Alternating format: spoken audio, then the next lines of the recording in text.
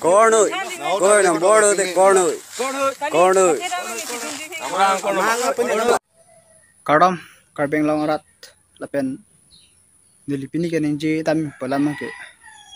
Beneng, deng thong capra hini, Jonel Karbit Festival along. Disi viral video tam meklang adin dah. Sarpimar lapen sarmar angbong. Latum pan kunat tong kinep dunong luni, tam aju se tu pan kinep dunong. Nili chini jen par pitela, kono dah hawa rong tong latum kacuklem ni, mate kono dim tong latum cuklem ni. Alang ni tum pan sarmar lapen sarmar tum pan sinep dunong. Asinang ni tum lagi nep dunong mereka tum video kian minit si kedu, asing ni tum lasto video lang tha. Yo thom ni tu ni tia vera vet. Ni tu mi phan da ka du. Tum phan da jo thom mi tu me gang ji ni tum lang to han lok na ma thar. Akonon da na tum la pola por pi chole bang. Ni da ka fi nai pilu. Chuvela. Tum lo phan ni ri to bi ro. Na ri ma hem la.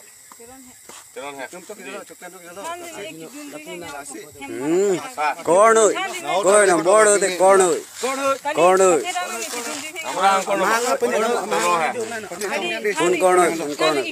con để tôi bị than rồi. Này kamera lo nang pon de podare. Nang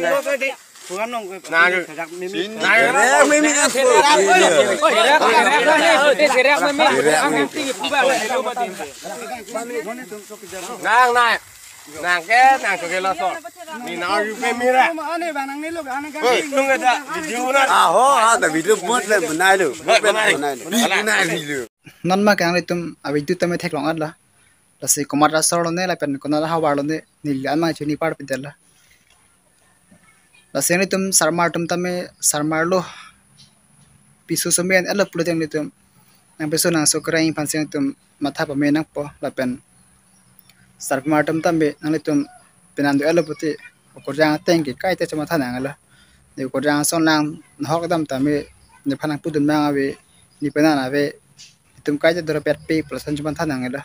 Nang tum penana dulu puti nang penan pan chama thanang po nang so pan chama thanang po. Ni kaprek pan chingki lang ni kaprek pen so pan to lang pu ma thanang ala.